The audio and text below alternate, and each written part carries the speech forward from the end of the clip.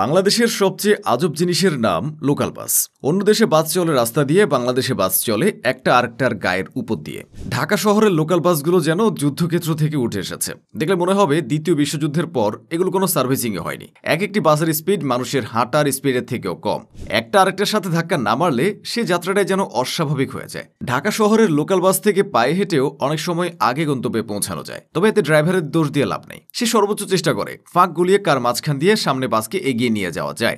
যদি আপনার কাছে কেউ লোকাল বাসের সংজ্ঞা জানতে চায় তাহলে নিশ্চিন্তে উত্তর লিখে দেবেন। যে বাসে ড্রাইভারের মাথার উপর ফ্যান ছাড়া বাকি সব ফ্যান নষ্ট থাকে তাকে লোকাল বাস বলে।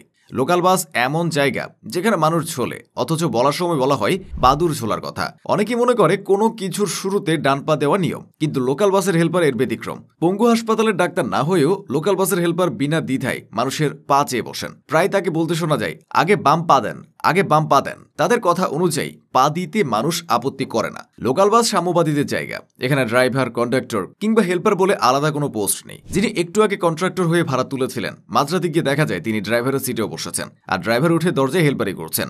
শুধু লোকাল বাসে সংরক্ষিত মহিলা আসন লেখা সিটে প্রায় কিছু মহিলাকে বসে থাকতে দেখা যায়, বাহ্যিক গঠনে যারা দেখতে অবিকল পুরুষের মতো। পিঁপড়ে একমাত্র প্রাণী যে নিজের দেহের ওজনের তুলনায় 8 গুণ ভারী বস্তু বহন করতে পারে।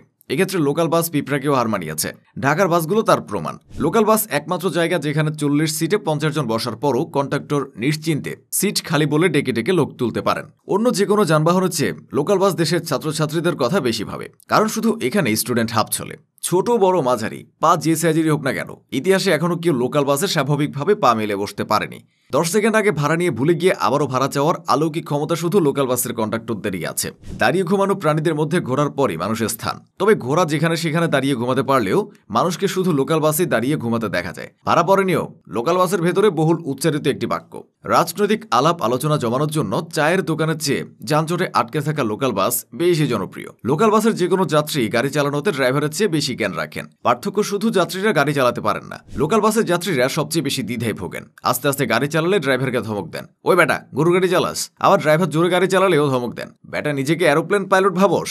লোকাল বাস একটা অলাভজনক ব্যবসা, কারণ কন্ডাক্টরকে প্রতিদিনই বলতে শোনা যায় সারাদিন ট্রিপ মেরে এখনো তেলের টাকা ওঠে নাই। বেকারত্ব দমনে লোকাল বাসের ভূমিকা অপরিসীম। অধিকাংশ বাসের জানালা ও সিটের গায়ে আপনি কি পার্ট টাইম চাকরি খুঁজছেন এই সংক্রান্ত বিজ্ঞাপন চোখে পড়বে।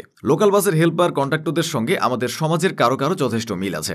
বাসে তোলার সময় আদর করে, গায়ে মাথায় হাত বোলায়, নামানোর সময় মোটামুটি ধাক্কা দিয়ে নামায়।